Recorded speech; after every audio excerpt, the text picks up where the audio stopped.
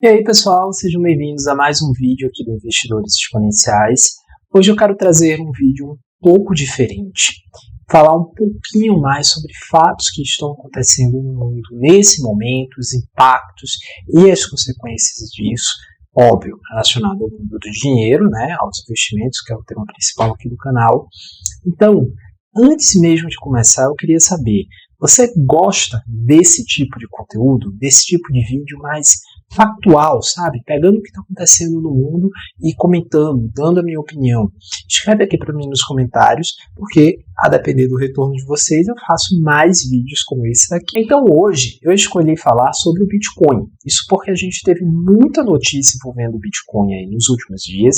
O próprio Bitcoin deu uma boa alta, né, atingiu o patamar de 180 mil reais, ou ali 37, 38 mil dólares. Eu queria trazer nesse vídeo um pouquinho da minha visão do Bitcoin para esse fim de ano e início de 2024, tá? Levando em conta essas notícias recentes e também alguns acontecimentos que vão ter no ano que vem, que eu vou explicar aqui para você. E antes de eu começar o vídeo, vamos deixar alguns recados. O primeiro é para você deixar o like aqui nesse vídeo, já de antemão. Eu tenho certeza que eu vou falar muita coisa aqui que você vai gostar, que vai ser útil para você que já investe em Bitcoin ou que ainda não investe, mas está aprendendo agora e quer começar a investir muito em breve. Então já deixa o like aqui embaixo nesse vídeo para ajudar o YouTube a distribuí-lo para cada vez mais pessoas. E também, se você é novo por aqui, cara, se inscreve no canal, clica no botão de inscrever aí embaixo. Isso é muito importante para ajudar o canal a crescer, para valorizar aqui o meu trabalho, né? Da mesma forma, você também não vai perder nenhum conteúdo como esse. Para melhorar ainda mais, clica no botão do sininho que fica ao lado, que aí o YouTube vai te avisar sempre que sair um vídeo novo. Então, vamos para o assunto do vídeo. Então, como eu falei, eu quero trazer um pouquinho da minha visão do Bitcoin para os próximos meses, levando em conta principalmente os fatos recentes. E a primeira coisa que já começa a se falar é o halving. Tá? O halving é um fenômeno que acontece a cada 4 anos para o Bitcoin. E o que é o halving? Né? Foi uma maneira que o Satoshi Nakamoto pensou de ajudar a manter a escassez do Bitcoin. Seguinte, o Bitcoin ele é criado, né, a partir da resolução de problemas matemáticos complexos ali em um algoritmo computacional. Para isso tudo funcionar, é necessário energia. Quem é que fornece energia elétrica, né, para esses problemas serem resolvidos e o algoritmo seguir rodando? Os chamados mineradores, pessoas do mundo todo que montaram ali suas estruturas e mantêm os computadores rodando e, consequentemente, fornecendo energia e permitindo que o sistema continue a funcionar. Esses mineradores, eles são recompensados com bitcoins, com os bitcoins que são criados como parte da resolução dos problemas. Você vê que é um universo bem justo. Só que o que foi que o Satoshi Nakamoto pensou? Cara, eu quero que o Bitcoin ele sirva como reserva de valor, entre outras funções. Então, eu preciso encontrar formas de tornar o Bitcoin escasso. A primeira delas, que ele adotou, foi limitar o número de Bitcoins que o algoritmo, que o código é capaz de criar. E esse número mágico é de 21 mil. Eu já falei isso aqui em outro vídeo que eu fiz aqui para o canal sobre o Bitcoin. Vou inclusive deixar o link aqui no cardzinho para você ir lá e assistir depois que terminar isso. Então, 21 mil Bitcoins no máximo. Mas ele implantou uma segunda coisa que foi o halving. Ou seja, essa recompensa que eu falei agora há pouco, ela vai se reduzir pela metade, por isso que é halving, halving vem do inglês half, a cada 4 anos. Ou seja, a cada 4 anos, a recompensa dos mineradores ela reduz pela metade.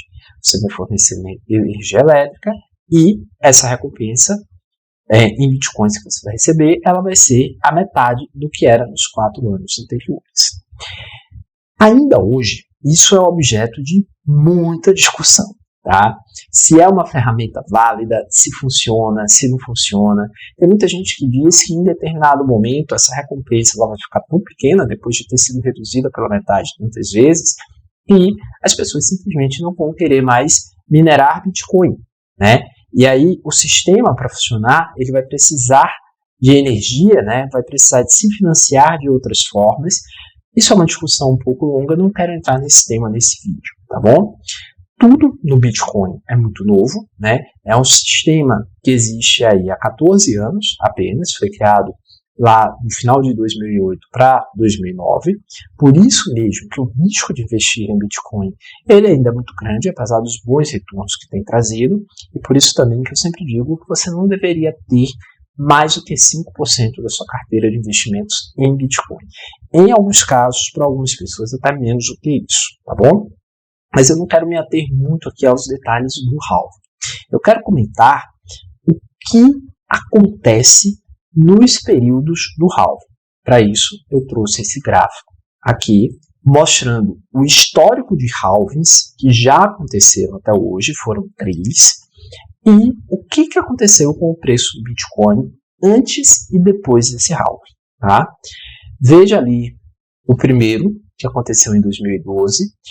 Aqui teve 416% de alta no período de um ano antes e 771% de alta um ano depois. Halving 2, 2016, 110% de alta um ano antes, 283% um ano depois. Halving 3, esse foi em 2020, 76% de alta antes, 423% de alta um ano depois. Então aqui a gente já começa a observar algumas tendências. Mas você percebe que no universo de tempo, antes e depois do halving, acontecem altas. Tem acontecido altas. Então isso nos faz crer, óbvio, são só 3 exemplos até agora, para o ano vamos ter o 4º. É muito pouca coisa, não dá para atestar que o halving ele ocasiona um aumento no preço do Bitcoin. Mas também é possível pensar, né, com base nesses dados, que sim, isso acontece, tá bom? E isso, inclusive, pode já estar acontecendo nesse momento. Tendo em vista que já estamos a menos de um ano do próximo halving e a gente já viu uma subida considerável aí do Bitcoin nos últimos dias. Se você olhar aqui, ó, em uma semana, o Bitcoin subiu 6,43%, em um mês 38,78%, em 6, 40,52%, mas aí 6 já volta para um intervalo de tempo muito lá atrás, né? E no ano até agora, 128,03%. Ou seja, vamos pegar de um mês para cá. De um mês para cá, subiu 38,78%. Então isso quer dizer que esses 38,78 já podem ser efeito do halving. Já podem ser, ó, isso daqui, esse período de um ano antes, que a gente já está começando a ver. Então, repito, não temos ainda evidências em quantidade significativa para dizer que o halving sempre vai provocar um aumento no preço do Bitcoin. Mas isso não quer dizer que a gente deva negar todas as evidências que a gente tem das 3 últimas ocasiões e dizer que isso não acontece, tá? Isso aconteceu 3 vezes, pelo visto, já está acontecendo novamente. E aí, o que acontece, né? Isso começa no período de um ano antes, como ele mostrou aqui nesse gráfico, e se estende por um período de mais um ano. O halving ele vai acontecer em 2024, ou seja, a gente vai ter pelo menos mais um ano aí, né, de espaço para ver se o preço do Bitcoin cresce. Então isso é um evento que eu acredito que pode ser determinante para o preço do Bitcoin em 2024. Inclusive, já podemos estar vendo os impactos dele acontecendo neste momento. E a segunda notícia que eu queria trazer para comentar aqui a respeito do Bitcoin é essa. Gestora recebe aval formal da Justiça para lançar ETF de Bitcoin nos Estados Unidos. A gente tem visto um movimento muito grande de grandes gestoras consolidadas, né, no mercado americano, buscando criar ETFs de Bitcoin.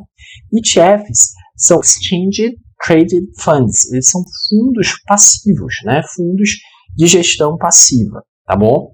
E aqui a ideia é criar fundos desse tipo atrelado ao Bitcoin. Isso por si só não é uma ideia inovadora, tá? Inclusive já existe fundo desse tipo aqui no Brasil, tá? Que existe um fundo da gestora Hashdex, o Hash11, isso não é uma recomendação de compra, mas que também tem seus rendimentos atrelados ao Bitcoin. A questão aqui é que está se propondo a criação de um fundo que siga a variação dos preços do Bitcoin à vista, tá? Hoje isso não existe. Os ETFs lá nos Estados Unidos atrelados ao Bitcoin que existem, ou eles investem em corretoras ou empresas que de alguma forma estejam ligadas ao universo do Bitcoin e possam se beneficiar de ganhos com Bitcoin, né? Ou contratos futuros atrelados ao Bitcoin, tá bom? Mas não existe nenhum instrumento que invista, né, seguindo a variação de preços do Bitcoin à vista, e isso é basicamente a proposta desses ETFs. E por que isso daqui pode ser um game changer para o Bitcoin? Tá? Porque isso daqui casa muito bem com o contexto, com o cenário que a gente já tem visto para o Bitcoin nos últimos anos, que é o da institucionalização.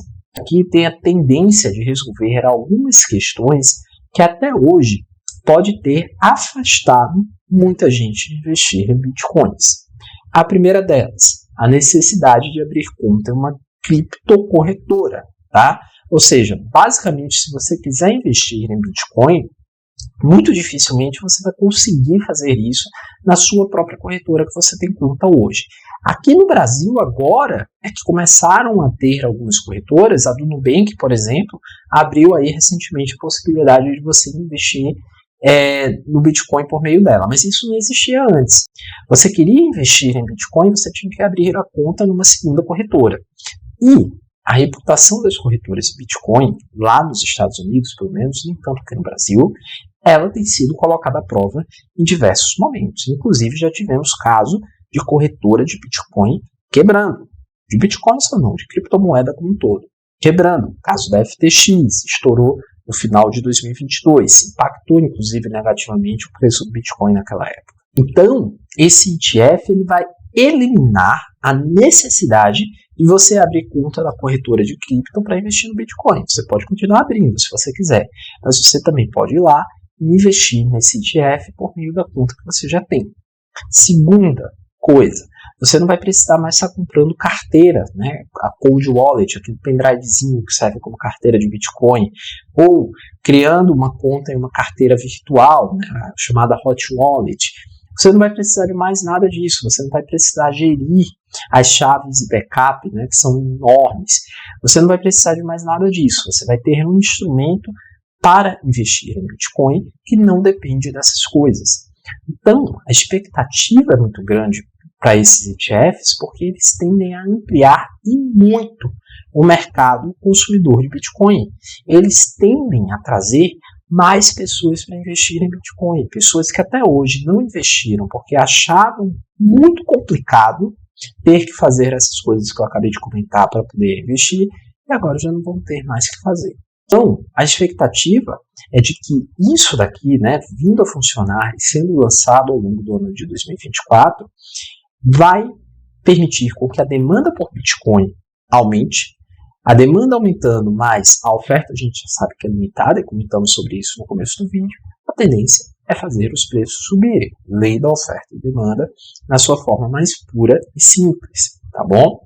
Então, essas são as duas notícias que eu trouxe hoje para a gente comentar. Eu acho sim que elas podem trazer um impacto muito bom em Bitcoin. Então, eu estou terminando o vídeo por aqui. Se você gostou, deixa o like aqui embaixo. Não esquece de se inscrever no canal, ativar as notificações clicando no sininho. Muito obrigado por ter ficado aqui até o final. Um grande abraço e até o próximo vídeo.